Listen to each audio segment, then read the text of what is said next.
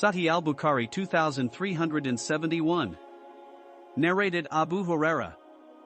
Allah's Messenger said, keeping horses may be a source of reward to some man, a shelter to another, i.e. means of earning one's living, or a burden to a third. He to whom the horse will be a source of reward is the one who keeps it in Allah's cause, prepare it for holy battles, and ties it by a long rope in a pasture, or a garden. He will get a reward equal to what its long rope allows it to eat in the pasture or the garden, and if that horse breaks its rope and crosses one or two hills, then all its footsteps and its dung will be counted as good deeds for its owner, and if it passes by a river and drinks from it, then that will also be regarded as a good deed for its owner even if he has had no intention of watering it then. Horses are a shelter from poverty to the second person who keeps horses for earning his living so as not to ask others, and at the same time he gives Allah's right, i.e. rakat, from the wealth he earns through using them in trading etc., and does not overburden them. He who keeps horses just out of pride and for showing off and as a means of harming the Muslims, his horses will be a source of sins to him. When Allah's Messenger was asked about donkeys, he replied, nothing particular was revealed to me regarding them except the general unique verse which is applicable to everything. Whoever does goodness equal to the weight of an atom, or small ant, shall see it, its reward, on the day of resurrection. Sahih al-Bukhari 2372. Narrated Zayd bin Khalid. A man came to Allah's Messenger, and asked about al-Lakata, a fallen thing.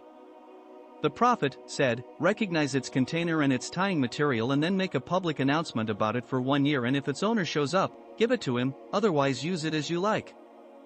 The man said, what about a lost sheep? The Prophet said, it is for you, your brother or the wolf. The man said, what about a lost camel?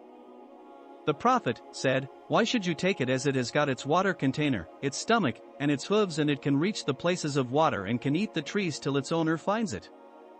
Sahih al-Bukhari 2373. Narrated Zubair bin al-Awwam.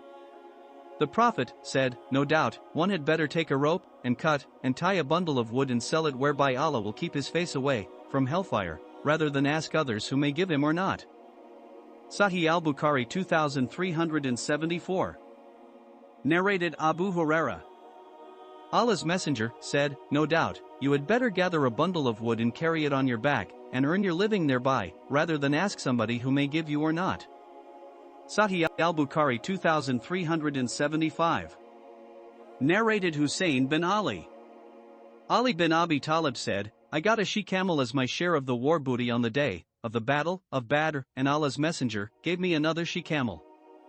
I let both of them kneel at the door of one of the Ansar, intending to carry idkir on them to sell it and use its price for my wedding banquet on marrying Fatima.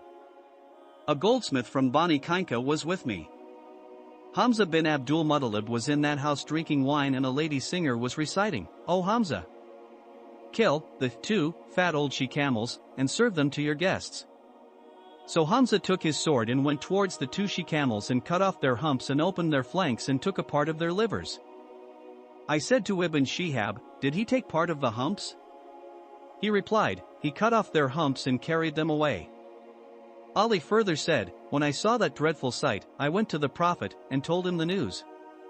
The Prophet came out in the company of Zayd bin Haritha, who was with him then, and I too went with them. He went to Hamza and spoke harshly to him. Hamza looked up and said, aren't you only the slaves of my forefathers? The Prophet retreated and went out.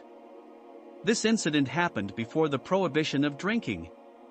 Sahih al-Bukhari 2376. Narrated Anas. The Prophet decided to grant a portion of the uncultivated land of Bahrain to the Ansar. The Ansar said, we will not accept it till you give a similar portion to our emigrant brothers from Quraysh.